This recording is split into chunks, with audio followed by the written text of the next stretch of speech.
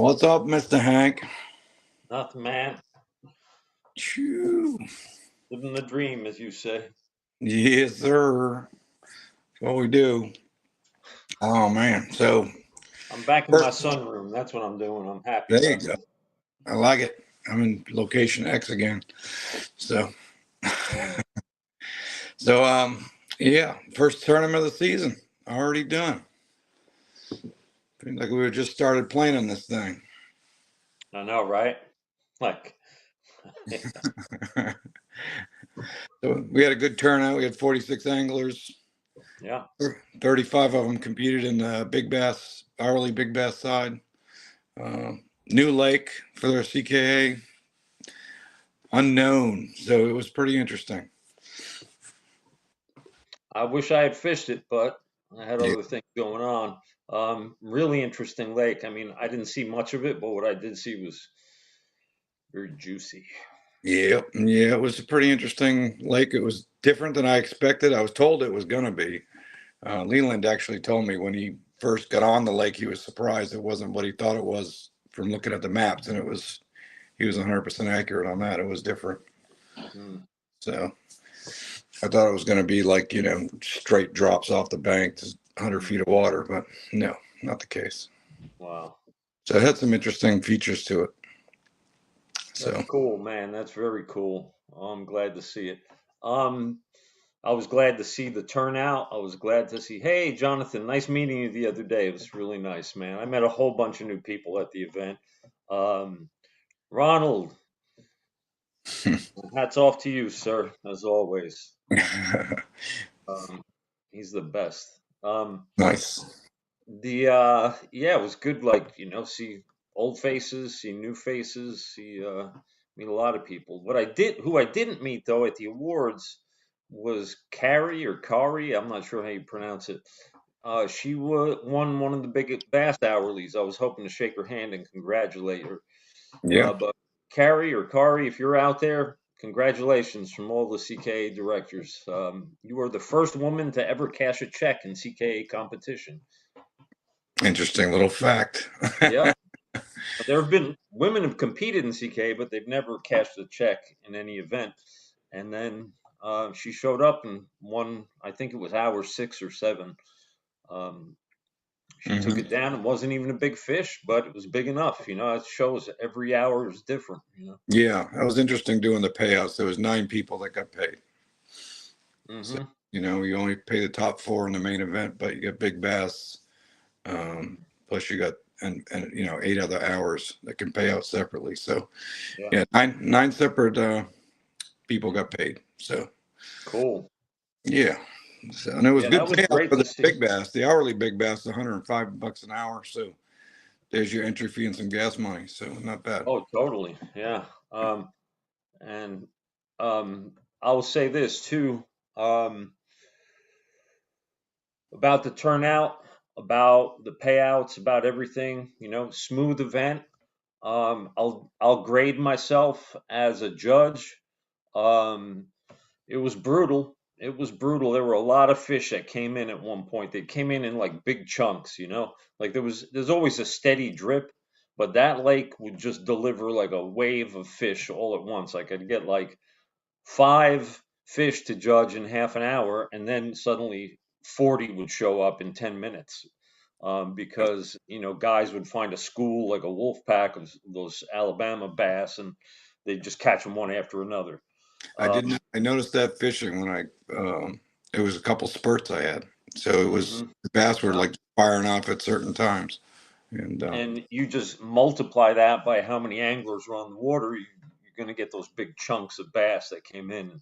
Man, I held it down. I'm gonna give myself an A- as a judge. I didn't make any mistakes. There was a correction I made after discussion with an angler, and we reviewed a photo. And that's what the dispute period is for. Like, it's not just for like the money spots; it's for everything. Yeah, points matter. Yeah. Points are going to matter big time this year. Yeah, there's a 24-hour window, and if you have a dispute over a claim or anything, or a judge, even if we're not judging, we will get into that with you and review it. And and help anglers. We want anglers to keep their fish and have their points. Obviously, there are some things that we can't change, like open mouth on a fish, stuff like that. Yeah. Yeah. But guys did really well communicating with me as a judge. Thank you. I'm grateful for that. And I tried to hold up my end of the bargain. I think I did. So I'm going to score myself an A minus. There was that one correction that bugged me. But you're welcome, Jonathan. Great communication. The newer guys in the club did a good job out there on the water. Met a lot of new people. They had questions. I tried to give them the best answers I could. So that was good, man. That was good. I'm gonna be judging a bit more this season, so I thought it was a good start. Yeah. Yeah. Good deal. Good deal. Unfortunately, I didn't get to meet a lot of the people, which is, you look forward to that, the first event of the season. Mm. I haven't seen anybody since the Gate City Classic Tournament of Champions area. So, Yeah. yeah, it was kind of a bum that I had to bail out of that and take off to go home. But yeah, I'm looking forward to seeing people next event, Jordan. I think April 18th, right? Mm-hmm. Yep. Yeah, it's gonna be a good one. So that said, I think we got to bring on the champion here. Here we go. One. All right, here we go. There he is, the champion, Sammy Wilson. What's up, man? Can you hear us? Can you hear us? I think you. Yeah, I can't hear. We were just talking in the Can you back. hear me? I can hear you. We got you. Okay, you can hear me? Yeah. Yep. Can you hear us? I can't hear you. Oh man. Check your volume. Do you have earbuds in?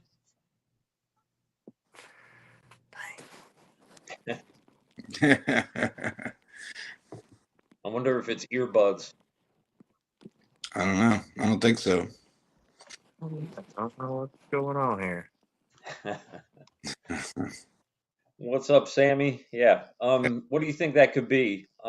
Sometimes earbuds, sometimes you want me to call him? Connection. No, he'll probably log back in. I'll give him a minute to come back. He bounced himself out, I think. Yeah. So it could be internet connection. It could be anything. So you'll see coming back on. Can you hear us now? Yeah, I can hear you. All right. Cool. Good. What's up, buddy? Hey, how are you? Good. So what were you thinking about? Hold on, let me get the right screen up here. There is it. There it is. There we go. Put you center stage. So how long have you been fishing CKA? We'll throw that out there. I kind of know the answer, but I think I started in 2018 or 19. Actually, it was 2019 because that year me and Will battled for AOI, and the next tournament, Jordan, is the one that I really messed up on, and I think I could have really got him, but that's fishing. So that that year was a new start for kayak fishing for me, and I enjoyed it ever since. So Yeah. so 2019, yeah, that's when I started in CKA. nice. That's right. I went back and looked at some records. Sammy, I got some questions for you about that because there's some memorable moments along the way there.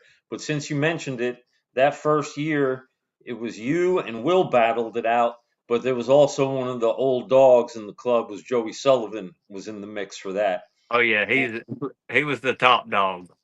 And you guys went to the last day, to the last cast, the last minute at the Gate City Classic. That event went to the wire, and Will won AOI by a close call. I remember it was just a few points. Yeah, and taking it back to that Jordan event, that was my first year, and that was, I think, the second event of the year. And Brooks can tell you because he's seen it. I was catching fish left and right. It was in a cove, and I was just catching them one after another.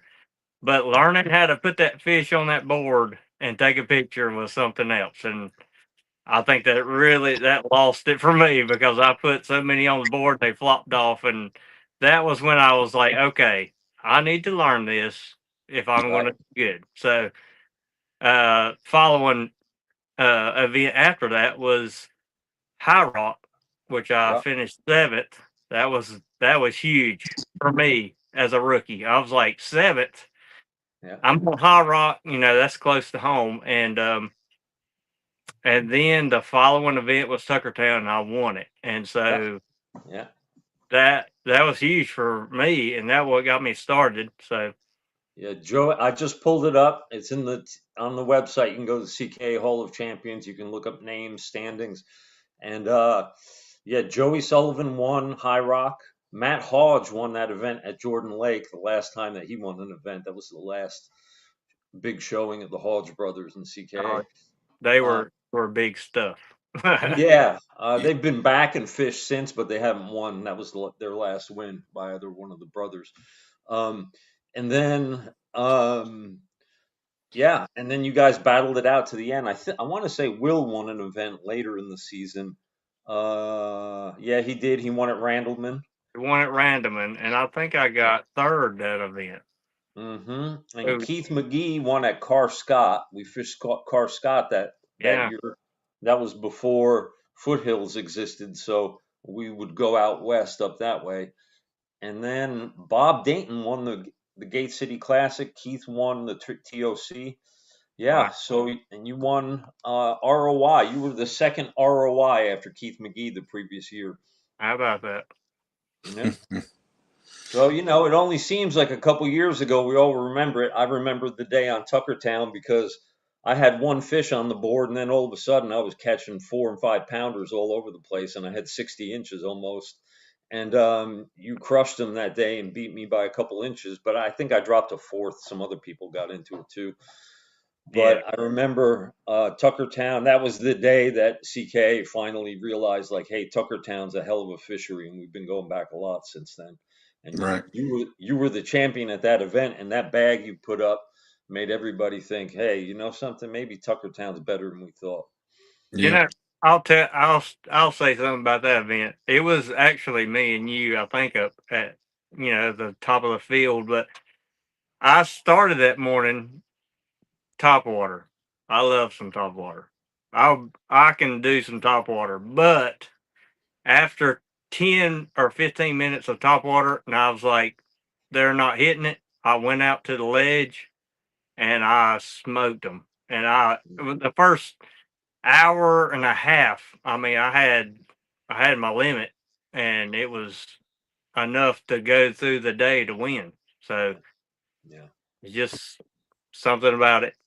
And they turned the turbines on, so they had oh, current going. So that was the big yeah, factor. yeah, right. Yeah, that's usually a factor in that lake.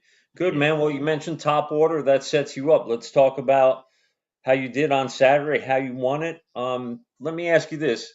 Did you pre-fish or did you just go from history? Did you do map study, a little of each? Tell us how you set yourself up. So I did a lot of map study. I fished that lake previously before the tournament 1 day. Hmm. I fished it 1 day of the event, like 1 day, the like 2 weeks before or something. Hmm. I found that those fish were staging on points, and I found 2 points that I caught: an 18 and a half, a 17 and 3/4, and a 17 and a quarter. Hmm. And I said, okay, well, they're here. And so I kind of went off of that, and rigging up, you have a lot to think about, of like you're trying to play it out in your head. Where are these fish going? Where will they be? And I had everything from jerk baits to glide baits to everything, because I was like, I don't know what these fish are going to be doing, but they're on the points. They're wanting to get back. But see, that cold front hit, and that kind of threw me off. But I was like, okay, they're somewhere around spawn, and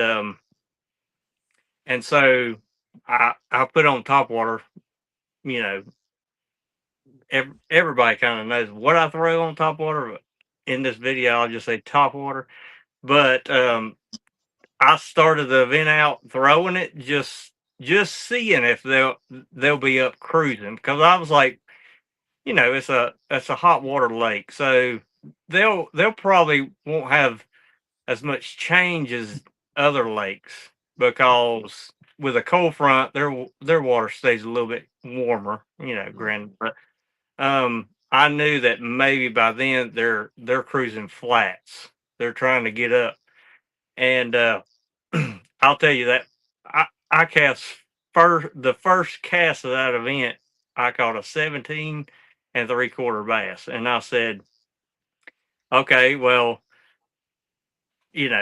this might be a fluke. Let's try something else. And like the second cast, it was like a 19 3/4, and I was like, oh, it's lights out, because you get me on that, and it's game over. And I basically fished flats and where points were coming up, and so it's a clear water lake, and everybody thinks finesse, but if you get on some of them lakes and you throw top water when they're up shallow, you can find some good kickers. And I just fished that.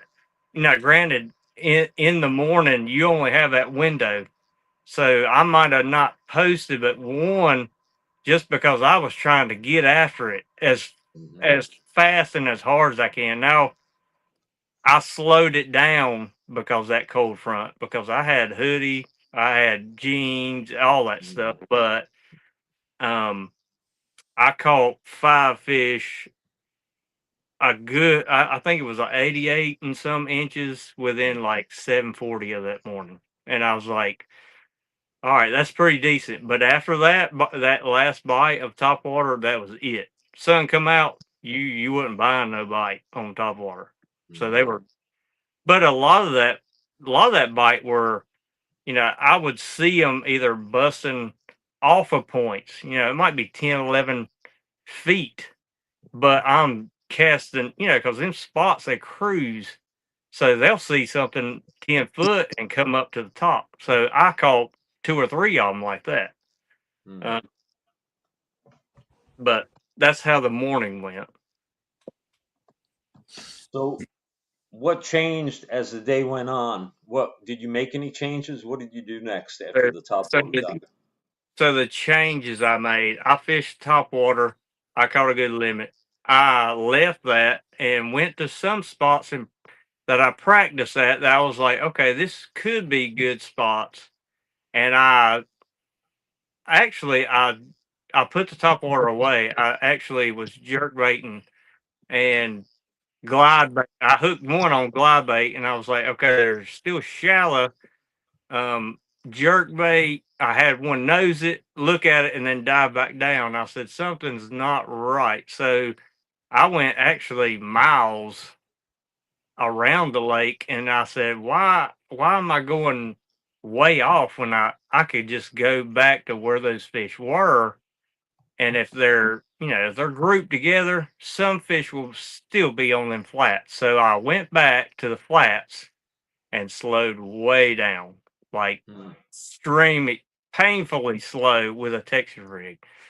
And those flats had stumps on it, and I'm guessing that they were, spawning on them stumps, or up under the stumps and spawning, or getting ready to spawn. But I was throwing like a 3/32 ounce weight with like a one, not a one alt, but like a one small hook, small crawl, and just barely doing this. I mean, really slow, because and there again, I thought I have a good limit.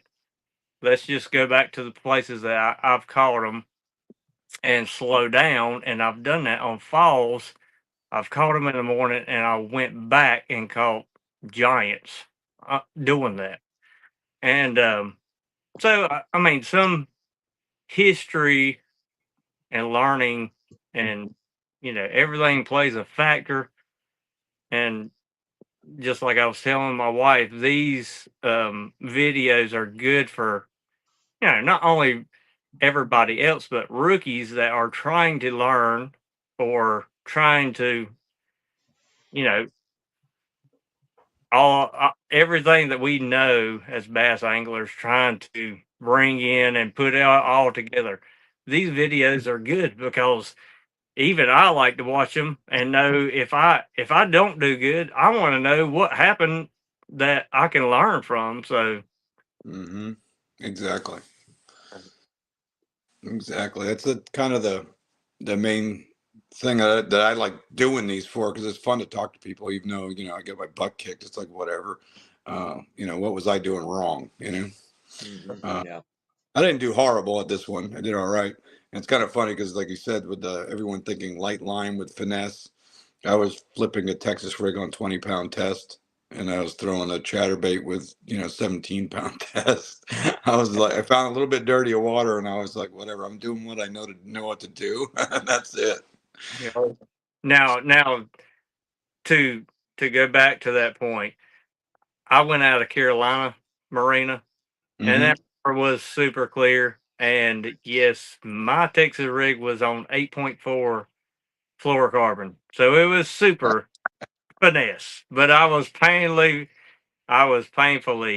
slow dragging that thing. So I mean, everything might have been a little bit different, but those lakes, and for some reason, like with CCKF, I won an event on North Wilkesboro, and it's a clear lake. And I mean, I'm a flipper and pitcher and jig dragging.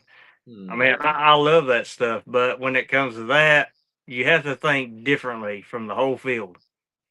Yeah. So, and that was one on top water. Same. Yeah. Heck yeah. Yeah, I did that at Falls. I went to 6-pound test on a drop shot, which I don't recommend doing that, because when I started getting bigger bites that way, and that was my heart was about to explode, because every time I'll go to run, you're like, no, you're just waiting for it to go tink and be gone. So it definitely can work. You're whether it's they can see it or the action's different, whatever the thing is that causes it, because Falls Lake isn't exactly clear. So You have to set your drag a little differently. yeah. I go lighter, but still the stress is like, eek. So I don't know if I can go back to 6-pound again. So how long? How many times did you turn on forward-facing sonar? 0 in this tournament, but trick question number one. Yeah, altogether, I don't know. I bought it, and like Will says, I bought it, and I stopped using everything altogether. So maybe like 5 times. Okay. And I mean, I look at it, I see it, I see my lure, I see it going down and trees and stuff like that. But maybe I can later in the year put something together. But for me, I mean, it's pulling me away from what I love to do, and it's different fishing. So it's hard for me to focus on forward facing sonar. Yeah. Which is ironic. I mean, so many of us are like, on our screens all day looking at the damn screens. And when I'm fishing, the last thing I want to do is look at a damn screen. I don't want to hear about it. I don't look at the standings, because I'm on the water. I'm fishing. My brain is in fish mode. I'm like hunting, like I'm reading the surface. I'm looking at the wind. I'm looking at what the birds are doing. Like, if I'm a fish, where am I? Right? Yeah, exactly. So I'm not getting that from a screen. There's no screen that'll give you that pleasure. And I know what you're saying, Sammy. I'm sitting on the fence about it. Somebody else in present company is on the market and getting one. Yeah. You already got one. Eventually, I'm going to have to get it too and learn it. But I'll tell you this, man, I'm going to struggle too. Yeah, I mean, and it's in the sport. I mean, I think it's just going to grow. So everybody just needs to learn it if you're tournament fishing. Yeah, If you're not, right.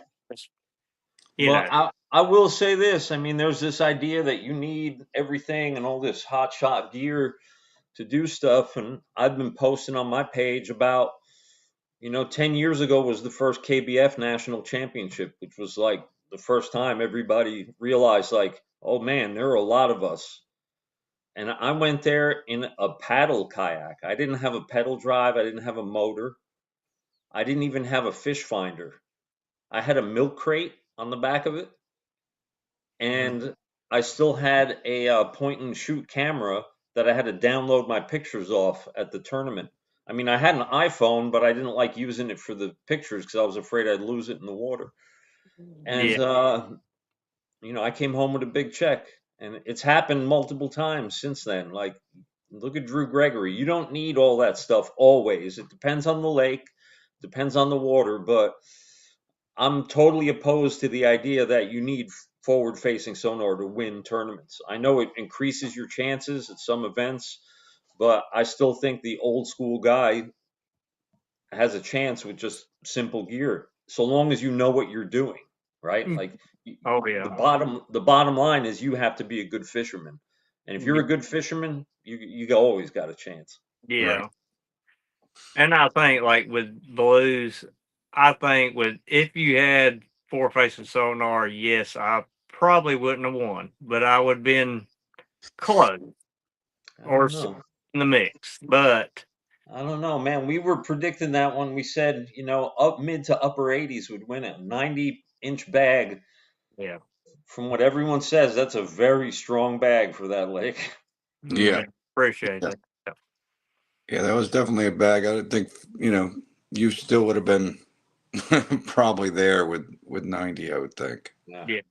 So I mean, like anybody that thinks, oh, I gotta get it, I gotta buy, I gotta spend all this money, I gotta learn it, stuff like that. No, you just have to think outside the box and Mhm. learn and do your map study. And I mean, I fished the lake one time, so Mhm. Right. with Yeah. no, I didn't in practice. I didn't bring four facing, so I just went with it. So Mhm. Yeah. Yep. Well, you don't need it for at least 4 events this year. So this is one of them. Is Jordan Jordan is a non-forward facing event too, right? yeah, Right. Okay. So good, good. I did a write-up, Sammy, with the quotes that you gave me at the tournament, but I was waiting for the link from this video to add that to so people could watch the video if they wanted to hear more from you. And okay. that'll go up on the CKA website tomorrow. But I was looking at the Jordan event when I was going into Fishing Chaos for the link for it. And I'm excited for that one, man. The lake is right now has been fishing. If you get it at the right time on the right day, it's been fishing really well. Let me ask you this, Sammy. I went through the CK Hall of Champions. You officially have 3 wins in CK competition. Pretty impressive. There are only 4 other people in that group with you. And then once you get above there, there's a couple that have 4 wins, one guy with 6 wins, and then you get Rick, Brian, and Will with 7, 8, and 9 wins. But you're building up into that territory of, like, all-time CKA great. Now you got three belts. That's pretty impressive, man. Congratulations. When I copied your name and moved it up to, like, the following anglers have 3 wins overall, you left a pack of like 10 guys who have 2 wins each, and you went into a pack of like 4 guys. So, man, the higher you go, you stacking those wins, man. That's impressive. How does that feel to get that 3rd win? Like you said, I think I'm in the elite category. I like that. That makes me feel Good, good. man. You You ought know, to feel good about it. Absolutely. I mean, Absolutely. This group of guys is good, man. You win a CK event, you did something. So yeah. I mean, it feels great. I'm always humble because I mean I fished a lot of events, but The last 2 years, I've kind of laid low. You know, after my mom passed, something happened. You know, and we won't go into all that, but I'm back on my feet and hungry. So I love it, man. hopefully, you know, like I told you in a text, I'm kind of a little scared of Jordan, but after thinking about it, you know, I'm really excited about it because I think I could do some damage. So It's time for and redemption. yeah, and so Redemption. points matter. I know the ones that's going to be tough to beat out there, but you know, try to do the best I can, and that's all I can do. So Hell yeah. That's good, Yep. man. That's good. Jordan has been putting up big numbers. I think Will Lambert has the record there, but Dontrell broke 100 inches.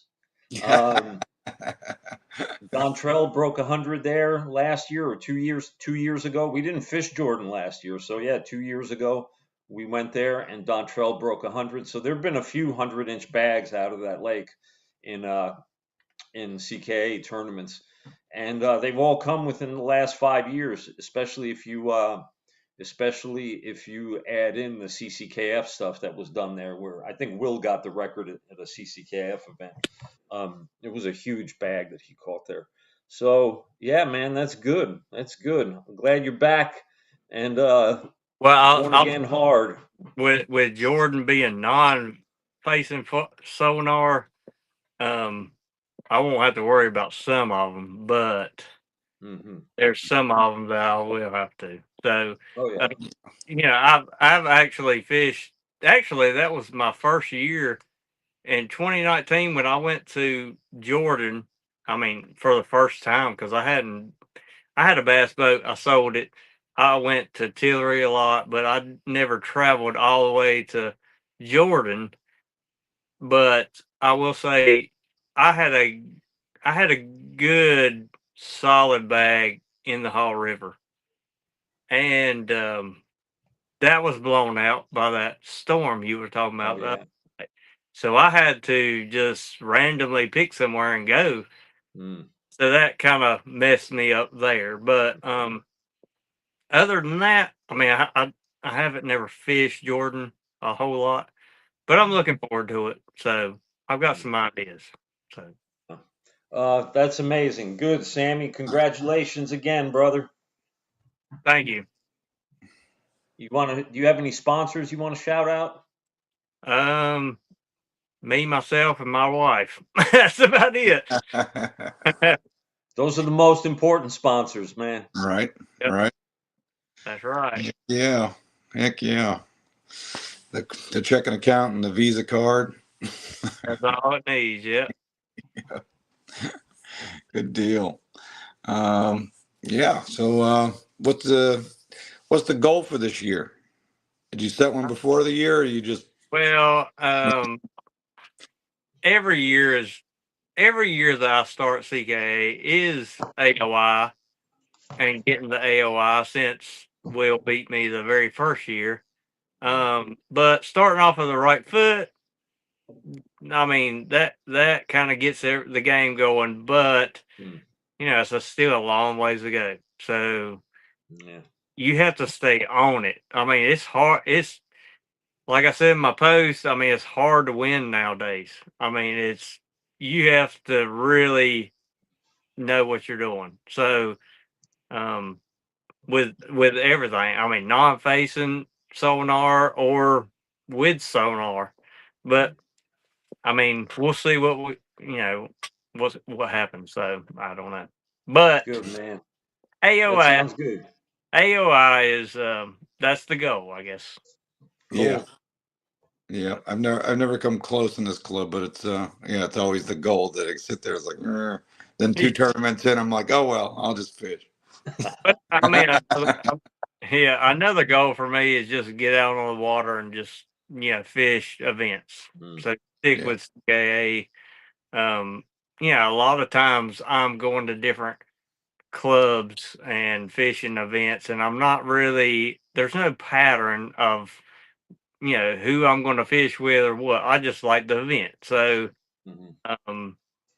this year I'll probably just stick with CKA because I'm doing good so far. So let's go. You gotta play the hand when it's hot, Sammy. That's good, man. Yeah. Well, we're glad to have you. Glad to have you back. Appreciate it. Congratulations again, brother. Thank y'all. Yeah, good job, man. Thank you. We'll see All you at right. Jordan. All right. Thank you. We'll see All you. right, see ya. Hey, before we shut down here for the day, let me just show Sure. everybody something. This is the latest issue of Wildlife in North Carolina magazine. It's the March-April issue. It's hitting your mailboxes now. And look who got the inside cover. Who's that guy? Yeah. Looks like me last year.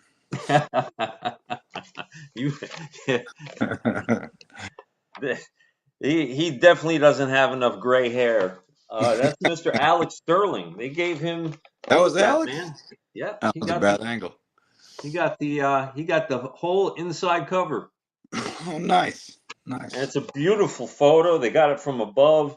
They got the water flashing. I have an article in here, and it's about when Alex flipped his kayak last year down at Tillery. Nice. Yeah, that was a scary moment. It was a scary moment, but I had a great time. They sent here, put that big up. There you go. They sent me down to Fayetteville. There's Alex again down there on the lower left. And there's Jay Jackson, who is one of the kayak safety instructors for the North Carolina Wildlife Resources Commission. He works at the Fishing Education Center down in Fayetteville. I went to that complex. I had a great time meeting with Jay, talking to him, getting some quotes. The article came out really well. I got mentions of Matt Ortenzi and Jeremy Hicks in there because of the role they played in that event that day. The article came out really well, and I'm really happy that our sport is showcased in a positive kind of like forward-looking way. Like, hey, be prepared and work together, and things will be all right. And the photography is just beautiful, man. They did a great job with the layout. So congratulations to Alex for getting that inside cover. That was really nice to see. I didn't know that was happening. I knew about the article.